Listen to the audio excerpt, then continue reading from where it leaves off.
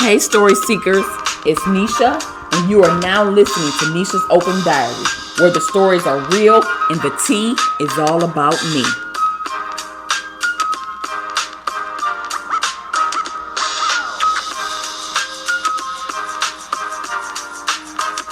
Welcome to Nisha's Diary.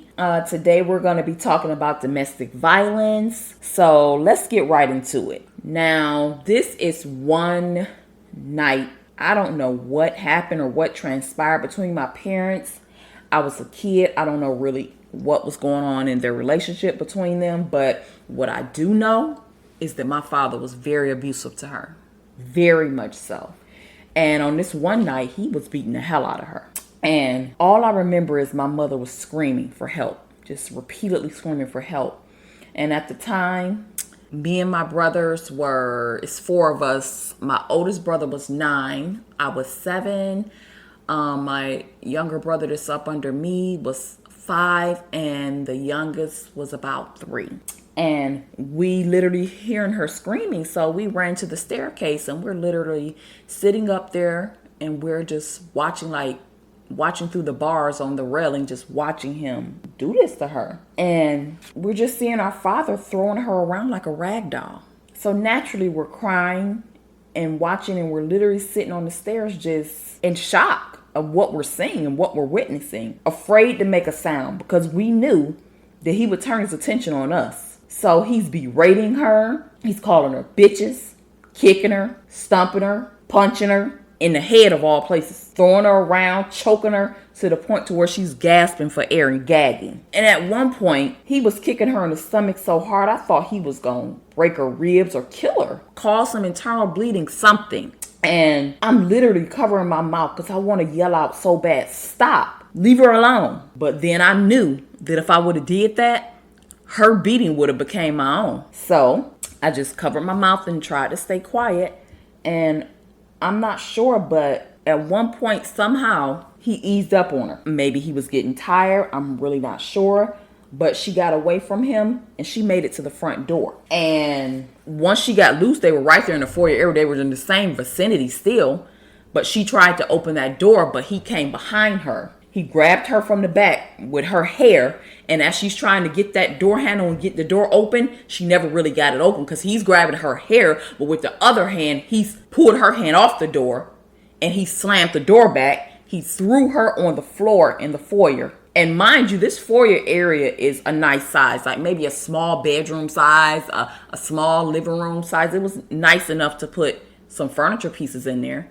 And so he threw her on the floor. And this foyer area was pretty much destroyed. All the furniture was, tossed over, knocked over or whatever.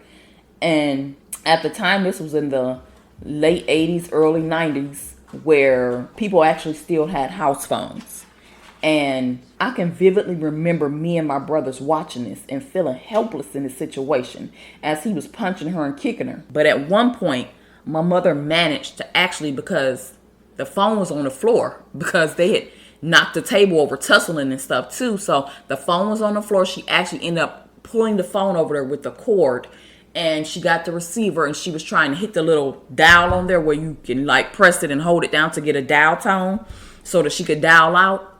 And he's just beating her while this is all going on. And I guess she called my grandmother because I hear her saying, "Ma, help, help." She's screaming in the phone "Ma, help," but she's also getting choked because he took the phone cord and wrapped it around her, choking her. She's being choked while she's trying to get these words out to tell my grandmother to send somebody to help or whatever.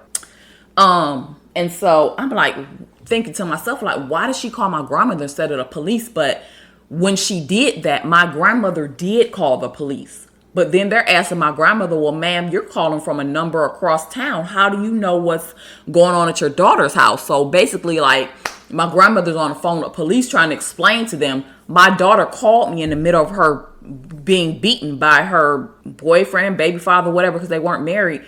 And she's trying to explain to them, that's how I know what's going on. Can y'all send somebody over there? But they're trying to tell her that they needed my mother to call her. They needed somebody from that location to call or whatever. And so he takes that receiver and he says, "Bitch, give me this fucking phone.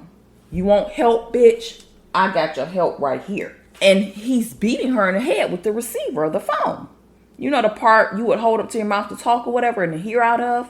And he started beating her in the head with it. And then wrapped a cord around her neck, choking her with it. To the point to where I just had enough. And I told my oldest brother, let's go upstairs. Let's figure out something. We kids trying to figure out how we going to help our mother and help ourselves out of the situation. Because there was nobody else there to help us. Who was we going to...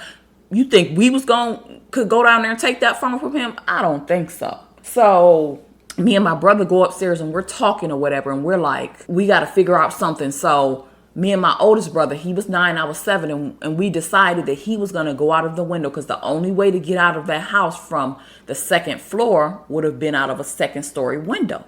And so we went into the very back part of the house where there was actually a slope on the roof where we thought he might be able to, slide down and shimmy down by holding the gutter or something. But in all actuality, he would have ended up getting hurt. He probably would have fell off of there, broke his leg, been really hurt up or whatever, because it was really high up. And he was scared too, so that didn't help matter. So once we seen how difficult it would have been for him to actually get down and actually try to get to the porch that was up under that overhang and get down to the ground, it would have been really hard without him injuring himself. So eventually he climbed back in the window. Because me and my other little brothers were basically right there in the window, but I was the one like really trying to help them because they were only 5 and 3. It wasn't really too much they could do while we thought we were really doing something. We were kids too, but nonetheless, that did not work. So he climbed back in the window. Then we returned back to the staircase because we're trying to go and see what's going on. Like, is my mother dead? Did he kill her? Like, what's going on? Let's go see what's going on now, because we was back there trying to see if we couldn't get my brother out the window to run down the street, go to a payphone, run to somebody's house, flag a car down, get some help from somebody somewhere somehow. And so we get back to the staircase and not much had changed because he was still at it. He was literally still at it, and it seemed like he had been beating her for a long time.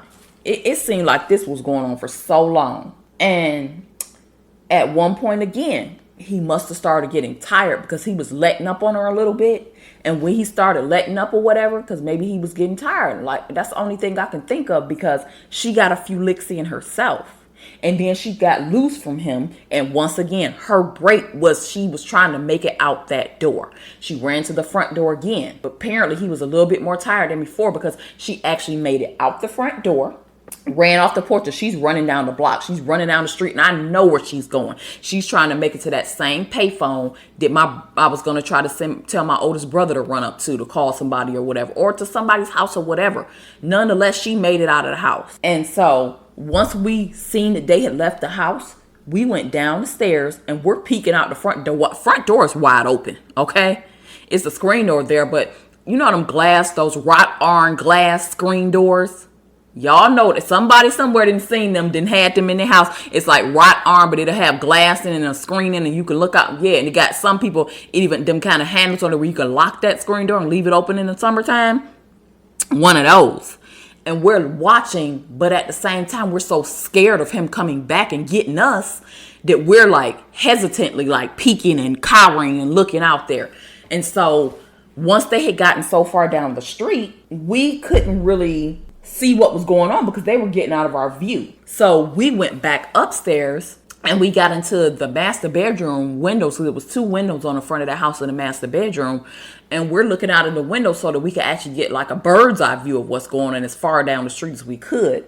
And as we're looking, we see her running and he's running behind her. And eventually he caught up to her and he caught her by the back of her hair again.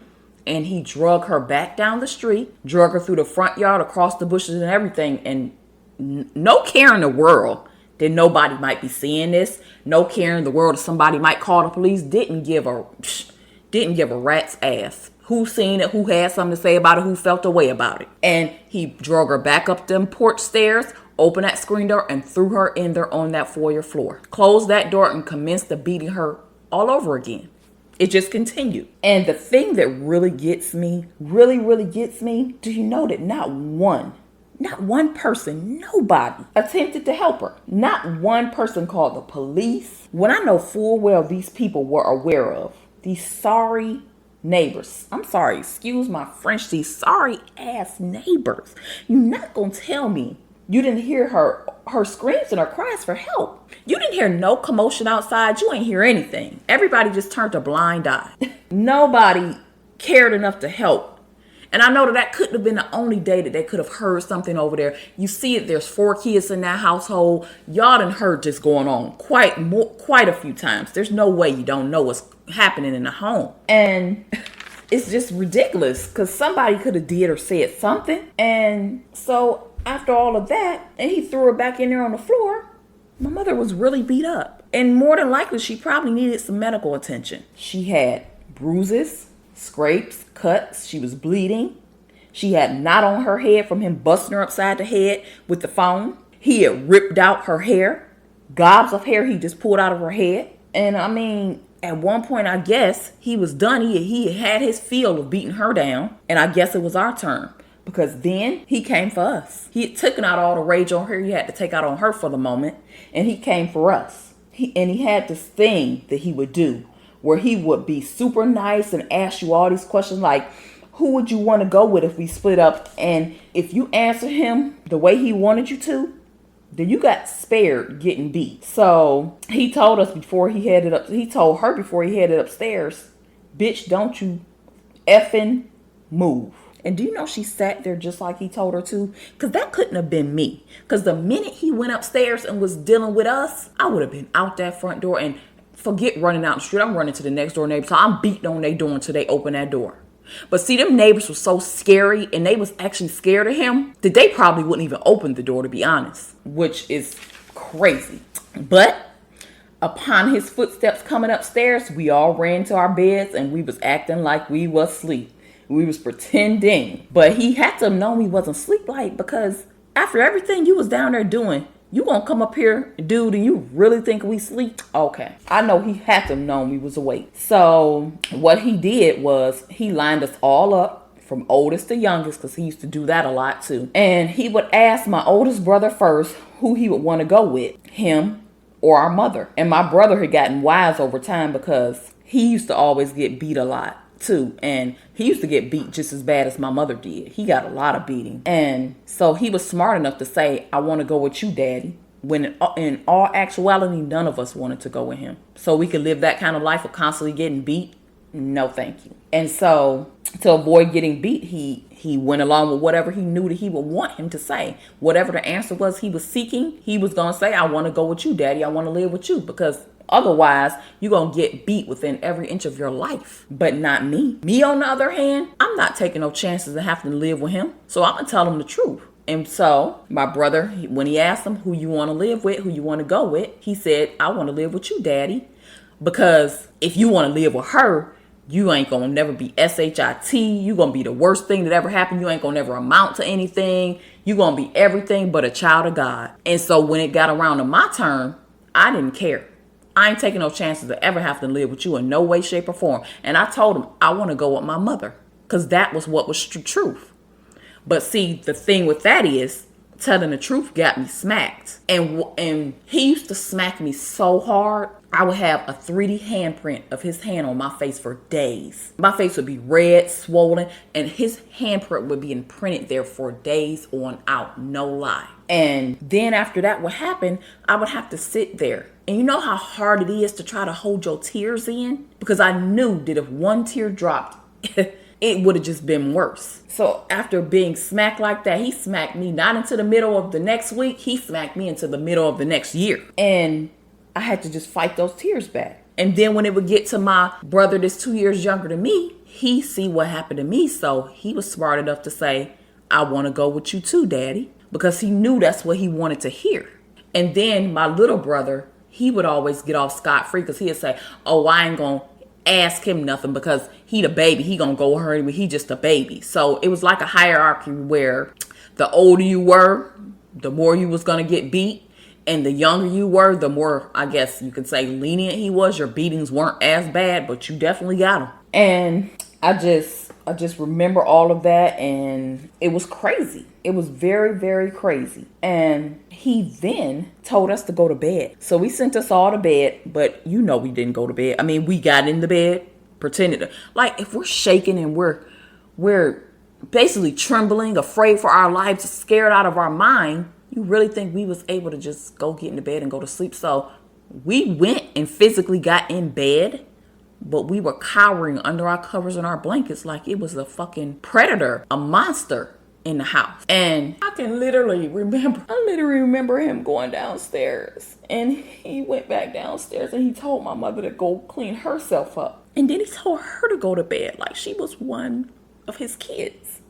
But not technically go to bed, because don't let me forget, they didn't sleep in the same room either. This is just a little backstory to make this story clearer. He made her sleep in my little brother's room in the bottom bunk so that she could stand guard and watch his car like she was a effing security guard. Which gets me, because technically the car belonged to her. She was the one paying the car note. He didn't work. He called himself selling weed, but he never made no money off of it because he was too busy smoking it. And yeah, I knew that at 7 years old. I knew where he hid his weed at in the house and everything in case the police ever came, because I'm not talking about no small amounts of weed. And he always ended up owing the weed man or his supplier because he was always smoking it up. And like I said, even though she didn't have a license or she didn't drive, she worked because he didn't. And she paid the car note and all the bills. And we was on Section 8. We got food stamps. We was poor. And I will never forget that car because it was a red Caprice Classic, which in this day and age would be an old school. But back then, it was a hot car back then. It was candy apple red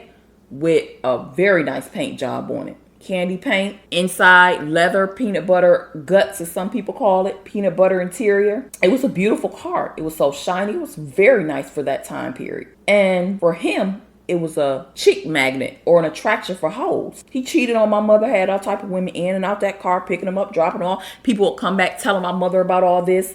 And you can only imagine what would happen when my mother would open her mouth and confront him. She got her ass beat if she muttered one word or had anything to say about it. She better not say nothing.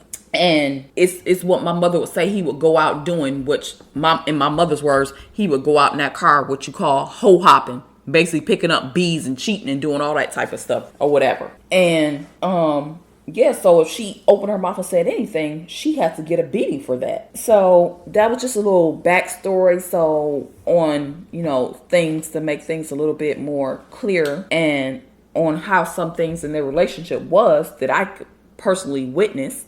And so back to the night where he was beating her in front of us. So she went upstairs like he told her to clean herself up, and she began her nightly watch of watching his car, if you can call it that, because from my perspective, it wasn't his car, it was her car because she was the one paying for it. And this is just one of those many instances that I can recall from my childhood where he beat her in front of us. And I could never understand, like, my mother had brothers. Like, I could never understand why she ain't never get her brothers to come over there and beat him up. Why she ain't never come over there or ask them to come and help her deal with him. She had 1, 2, 3, 4, 5 brothers. 6 if you count her stepbrother. And none of y'all could come over there and rough him up, teach him a lesson, tell him to keep his hands off of her. Nobody did that. And it was like, nobody was there was helping. It was like everybody was just minding their own business. Nobody wanted to get involved. I resent them to this day for that. Like, where was y'all at when I needed y'all? Y'all knew what was going on in that house. Everybody in our family knew what was going on in that house. He didn't even allow us to see them a lot of the time. If we actually got freedom, because that's a whole nother story. We ain't really get to go out the house like that. I ain't really get to go outside and play like that. I didn't really get to see my family like that. He used to basically have us alienated away from them. And like at the times when he was in a good mood and he would let us drop us off over there, because he never went, he would drop us off over there and go hoe hopping in that car. And he would drop us off over our grandmother's house to visit and stuff. And my auntie would like braid my hair, like, you know how you do a little girl hair. She would braid my hair in little cornrows, do a cute little style, put some beads on there or some barrettes or whatever, and do my hair. When he came and picked us up and he seen my hair done a different way than it was when we went over there, he would ask me. But again, I already told you about how when he wants to get some information out of you, he's talking to you very nice. He'll butter you up. He's talking so nice to get out of you whatever he wants to know. And so that's what he did. He was talking to me, oh, who did your hair and this, that, and the third. Oh, he's talking very, very nice. Talking like the nicest person in the world. But then after I told him my aunt did it, his entire demeanor changed back to the monster that he really is. Because after that, his attention turned to my mother. And y'all already know what that meant for her. It was on when we got to that house. It was on when we got to that house. His whole demeanor, you could see how he was looking, everything. His hand was ready to knock her out right then and there. But maybe he paused because we was in the back seat. Because when we got to the house, once again, it was on. And it was on. It was why you having that bee touching my daughter's hair. And then, do you know that he sat me down after he dealt with her, and she's probably somewhere nursing her wounds, or he didn't hit her or something and she up in the room or the bathroom or whatever trying to deal with after getting her butt beat again. He sat me down and he took every last one of them braids out of my head because my aunt had braided my hair. And it was just like a lot of crazy times or whatever, and it was just a crazy childhood. It was just crazy. So much stuff that I remember that I feel shouldn't have ever even happened. And this was just one of those times. And I just want to thank y'all for listening to me tell this story time and vent. And just thank you for listening to Nisha's Diary. And I want to welcome any feedback or comments you may have. And I hope that if anyone is going through domestic violence, that you don't put up with it. Get out before you're not as lucky as my mother was, before you lose your life, or he hurts you or one of your kids, or whatever the situation may be. If it's a bad, toxic situation, relationship, I don't care if it's your boyfriend, your baby father, whoever it may be, get away from that person. Get as far away from that person as you can and move on with your life and get with somebody that's not going to treat you like that, or ain't going to beat you or put their hands on you or berate you or tear you down or any of those type of things. But I just want you guys to, anybody that's in that situation, just heed my warning. Because I would never, just based off of seeing the things that my mother went through, I would never wish that on another woman or man if that's the case. And I would never allow somebody to do something like that to me. I would never allow it. And if in fact it was to happen, because I can never say never, if somebody was to do something like that to me, I would do something about it as soon as I could. I know that's probably easier said than done, but I don't know. I just don't feel like that based off of how I grew up and the things that I had to see my mother go through, that I would ever allow myself to be in a situation like that. But nonetheless, I appreciate you listening, and tune in to my next episode where I will be continuing a series on domestic violence, and I will be talking about the time where my mother tried to commit suicide when he once again was putting his hands on her. So, all right, story seekers, that does it for this story time. I'm out of here.